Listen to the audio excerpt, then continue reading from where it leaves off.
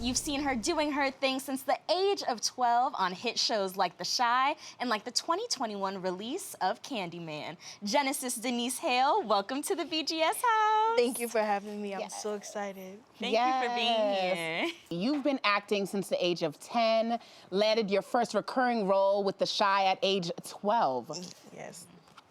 I know, yeah, it's a lot to process. It's a lot to process, but I want to know, were there any firsts that you experienced on screen, such as, let's say, your first kiss or relationship that you hadn't had off screen? Yeah, I mean, for the first time, I was like surrounded by people whose job it was to like really rock with me. That's new, because usually, you know, growing up in school, you gotta make friends, like they have to come to you, or they have to like be in divine intervention or whatever. So meeting these people, like my cast members, these are like my siblings, like my family, and we come together, like we have to be in this space. We get up early at like 5 a.m., 4 a.m., 2 a.m. to work, and we just get to build that relationship there. So that was a first. Being loved on as a bigger girl, you don't see that a lot on TV, without being the comedic relief all the time. So you don't see a lot of that. That's a little bit of, you know, a stretch. I don't know about first kiss. I think y'all caught me like right after. Yes. You know? You caught me right after that one. But yeah, those were my first. Got a little practice in before. At least you had that experience for yourself. You know what I'm saying? Just real quick on the idea that you said earlier, being loved on as a bigger girl on screen, because I think that's very important to showcase, and it should be more common than it is, right? So what was your experience doing that, and did you feel the weight of having that role at such a young age?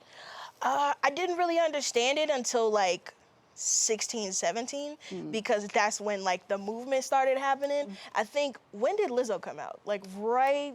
Well, she been out, but I think it was like when I experienced her, it was probably like 2018, 2019, right? Yeah. So it was like right in the middle of that Lizzo movement. I was like, oh, there's space for me, you know? And this was also around the time where we were growing up, and so we were able to like explore that. It took me a while to grasp it, because people had a lot of things to say about my appearance, and because, you know, sometimes chunkier women, or they have issues in society, like being accepted, and so people have thousands of things to say, especially when it comes to you dating smaller men. Right. So yeah, that was an experience. That was a time. Yeah. But through counseling with other women who have gone through it before, like in real life, and people who have just learned to have some confidence, I feel like I've gotten inspired enough to be like, oh yeah, that's me. That's it. You know, I do this sometimes. I want to talk to you, Genesis, about growing up in the spotlight, being a childhood star. Raven Simone went on record saying recently she didn't think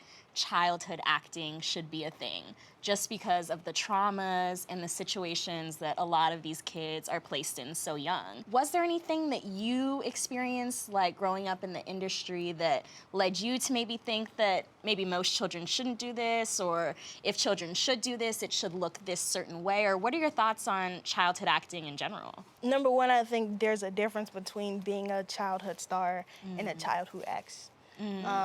Or like, you know, an actor as a kid. You have the opportunity to grow when you don't have like a household name at the beginning.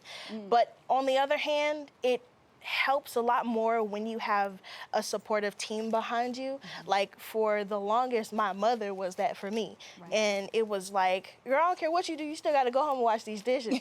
So it was like having somebody at home to ground you, or to make sure that you're still human at the end of the day, will make that, what is that called? Like disassociation softer, because, or derealization, when, you know, you kind of forget who you are between the TV and off of screen. In real life, Yeah, so having a solid foundation is important.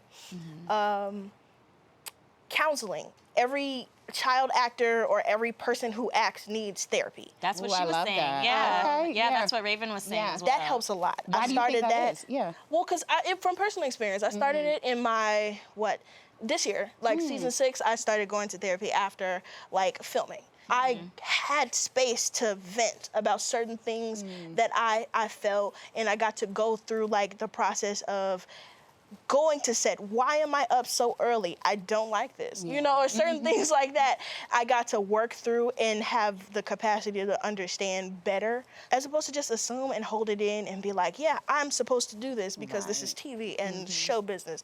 So that, therapy, solid foundation, and knowing that you are a child who acts as opposed to a child actor. I like that differentiation, right? Absolutely. That makes, And having a life outside of work, I think, is so important too. Because I think a lot of childhood stars get so just caught up in the hustle and bustle. Well, they and don't forget have that, a choice. Right. Like, and yeah. Girl, I get it. And forget that they're real people. So I think that it's important to have that in your life. Yeah. I want to talk to you about, you know, life outside of work. You're in college now at Clark Atlantis. Yeah, you. I went to Spelman, so we in the fam. Yes, girl. So talk to me about this experience for you. So I'm able to really just enjoy what college is as a student, which I think is cool.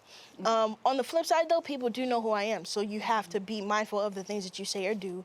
Watch the people who you hang around, because you have no idea what their intentions are. And that's in life, period, but it's heightened because of the magnitude, you know? True. What else? It's fun. Yeah, I mean, I'm glad. the level of independence Yes. is different. So I'm trying to learn how to maneuver. It's like getting into a car. Yes. You never really like driven a car before, but you kind of know the rules of the road. So trying to figure that out, that's an experience, but it's good. We know acting is just one of the many gifts that you possess. You're also a poet, and now we hear you're focusing more on your music career as a rapper. How are you separating yourself as an artist from the actor that we know and love? It's kind of like starting from the absolute bottom, which is different for me. For starters, though, like for disclaimers, I've been rapping before I started acting. Like, my father is an MC, my mother is an actress, so I kind of got both of those attributes from them. And I've been rapping since I was like 5.